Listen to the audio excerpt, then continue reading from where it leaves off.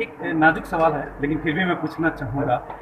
Zone के साथ रिश्ता बड़ा अच्छा नहीं रहा, ये खुद सुमन नहीं, डागर ने कहा था ये मुझसे। इस बात से मैं आपको की बात से सहमत नहीं हूँ, क्योंकि जोन के साथ रिश्ता अगर अच्छा नहीं होता तो पहले साल जिस तरीके से हमने डेप्टी चेयरमैन की कमान संभाली, तीसरे साल ही हम लोग चेयरमैन बनकर आए, पार्टी ने विश्वास जताया है।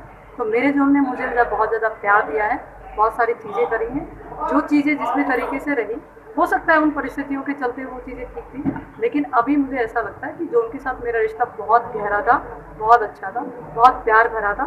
और मेरे इसी निगम पार्षद कार्यकाल में अगर मुझे ये जिम्मेदारी मिली है तो मुझे ऐसा लगता है कि नेक्स्ट टाइम आपकी स्टेटमेंट भी सुधरनी चाहिए।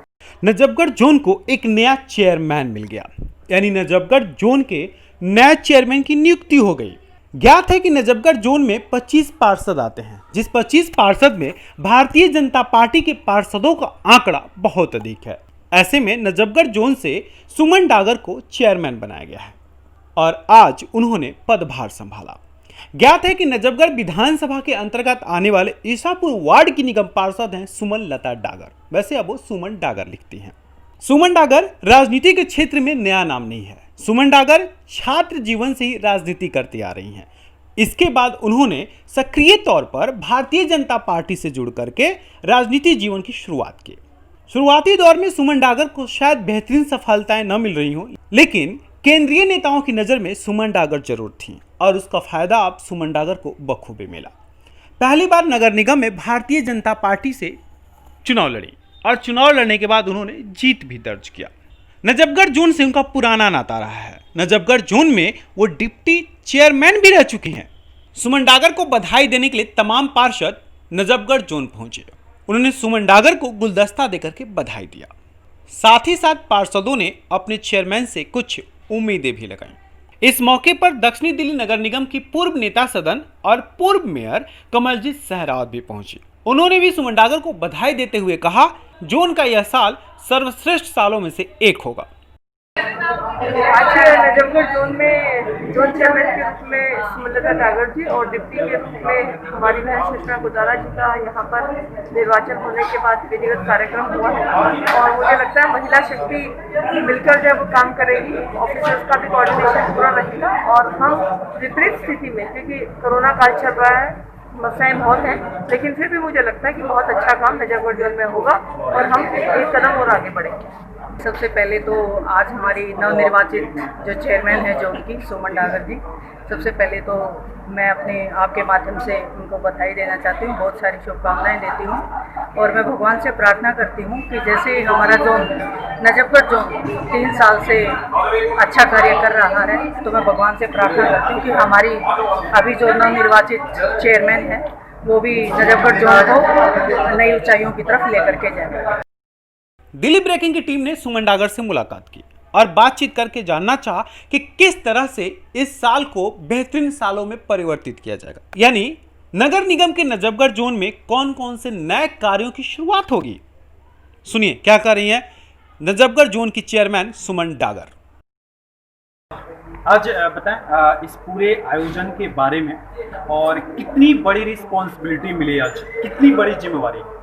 देखिए, जिस प्रकार की परिस्थितियां हैं, अभी कोरोना काल भी चल रहा है, उसके देखते हुए बजट भी एमसीडी के पास नहीं है, लेकिन जिस प्रकार से हमारे गृह मंत्री जी ने आगे आकर और भारत सरकार ने आगे आकर से चीज़ों को मैनेज किया है, कंट्रोल किया है, हमें पूरा विश्वास है कि हम लोगों को किसी चीज़ की वो कमी नहीं रहने देंगे। और दिल्ली के हालात जो आज हैं, उन हालातों पर जिस तरीके से उन्होंने कंट्रोल किया है, मैं उनका धन्यवाद भी करूँगी। और इस रिस्पॉन्सिबिलिटी के हमेशा कहते आए हैं कि मुश्किल समय में एक मजबूत योद्धा को ही उतारा जाता है मैदान में। शायद मेरे पार्टी नेतृत्व में और हमारे सांसद जी ने ये देखा है कि हम लोग कार्य कर पाएंगे और उन्होंने जो भरोसा जता पाया है, कैसे भी विकट परिस्थितियाँ होंगी, हम नजफगढ़ जोन को अच्छे से कंट्रोल करेंगे और यहाँ की स्थितियों को भरपूर तरीके से हम मैनेज करेंगे। सुमन जी, किस तरह से मैनेज होगा, क्योंकि स्थिति विषम है, यंग एज की है, जो जितने भी पार्षदों की बात जब हम लोग सुन रहे थे तो उसमें एक सुझाव का दृष्टिकोण चल रहा था। क्या आप बताने की कोशिश की जा रही थी जो इंडिकेट नहीं हो पा रहा था, या कुछ समझाने की कोशिश की जा रही थी? देखिए, सभी हमारे पार्षद साथी और सब अपना अनुभव साझा कर रहे थे और उन अनुभवों को साथ में लेके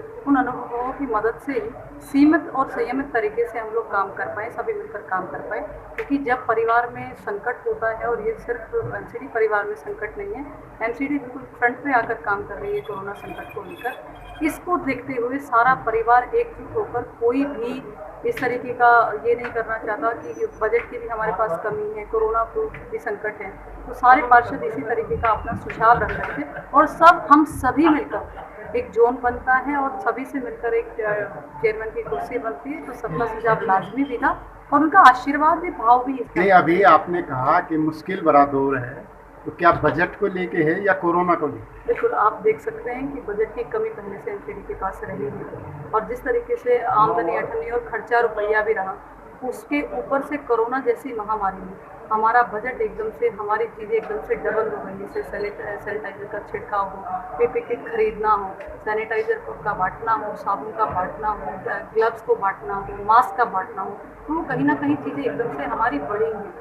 और उसी तरीके को देखते हुए जिस तरीके से सारी चीज़ों पे एकदम से हमारा देश में लॉकडाउन रहा, उनके चलते भी बहुत सारी चीज़ों में, जैसे हमारा रेवेन्यू जनरेट होना था, उस रेवेन्यू में भी कमी आई है, उसमें भी छूट हम लोग दे रहे हैं। तो कहीं ना कहीं बजट के इश्यूज आएंगे, लेकिन मुझे भारतवर्ष की जनता पर, मुझे नजफगढ़ की जनता पर पूरा भरोसा है। जिस तरीके से उन्होंने मोदी जी की विकट परिस्थितियों में खड़े होकर साथ दिया है, यहाँ की जनता भी मेरा साथ देगी और यहाँ के लोग भी मेरा साथ देंगे, क्योंकि परिस्थितियाँ विकट हैं। और इन परिस्थितियों को समझते हुए भले ही बजट कम रहेगा, लेकिन एमसीडी अपनी वर्किंग पे बिल्कुल फ्रंट फुट पे रहेगी और फ्रंट फुट पर अपना काम अच्छे से निभाएगी। परिपक्वता एक शब्द जरूर हो, लेकिन इसे प्राप्त करने में कई वर्ष गुजर जाते हैं।